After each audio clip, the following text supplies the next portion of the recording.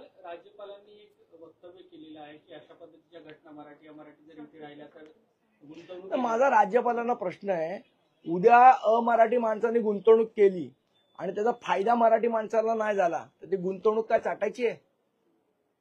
इथे राहणाऱ्या भूमिपुत्राला इथल्या गुंतवणुकीचा फायदा झाला पाहिजे ना। आणि आम्हाला आमचा स्वाभिमान सोडून काही नकोय। तुम्ही इथे येताय, राज्यपालांना पण माझा प्रश्न आहे की त्यांना एक कळलं पाहिजे, ते असं म्हणाले की मराठी जर मी बोललो नाही आणि मला मारलं तर काय मला लगेच मराठी येणार आहे का? मुळात असं आहे की कोणी मराठी बोललं नाही म्हणून त्याला नाही मारलेलं आहे, त्यांनी मराठी भाषेचा अपमान केलाय म्हणून त्याला मारलेलं आहे। मुळात स्वाभिमान आणि या गोष्टी यातला फरक राज्यपालांनी समजून घ्यावा असं मी त्यांना आदरपूर्वक सांगतो। कल्याणमध्ये एका तरुणीला ज्या प्रकारे मारहाण झाली त्यावरती काय सांगाल? ज्या प्रकारे व्हिडिओ व्हायरल झालेला आहे, काल त्या आरोपीला मनसेच्या कार्यकर्त्यांनी पकडलं।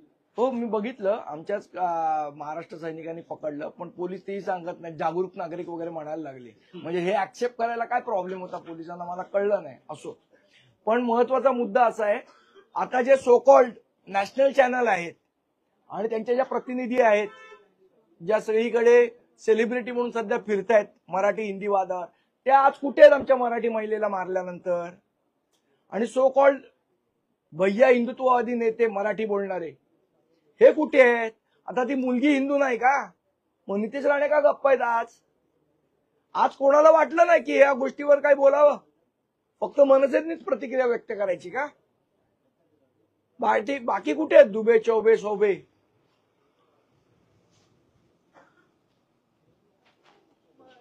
मराठी भाषेबद्दल सुद्धा केंद्राने स्पष्टीकरण दिलेलं आहे, त्यामध्ये त्यांनी म्हटलेलं आहे की 6वी-7वीमध्ये तुम्हाला भाषा निवडण्याची संधी आहे। मला असं वाटतं मराठी भैये जे आहेत, जे त्रिभाषा सूत्राचं समर्थन करत होते, त्यांना केंद्राने दिलेली चपराक आहे। सर, स्थानिक स्वराज्य संस्थांच्या निवडणुका डोळ्यासमोर ठेवून पुन्हा एकदा लाडकी बहीण योजनेअंतर्गत जी छाननी केली जात होती ती आता थांबवण्यात आलेली आहे, जेणेकरून सरसकट आता राहिलेल्या महिलांना पैसे देण्यात येईल।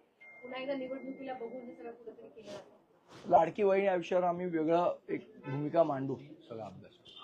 माणिकराव कोकाटे यांच्या राजीनाम्याची मागणी महाराष्ट्रभर होते आहे, मनसेची काय भूमिका आहे?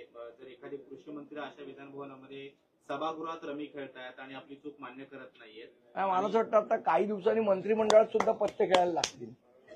म्हणजे जी बैठक होते मंत्रिमंडळाची तिथे पण पत्ते खेळायला लागतील। धन्यवाद। चला, नवीन घडामोडी पाहण्यासाठी आजच आम्ही मुंबईकर 24 तासला लाईक करा, सबस्क्राईब करा आणि अपडेट रहा।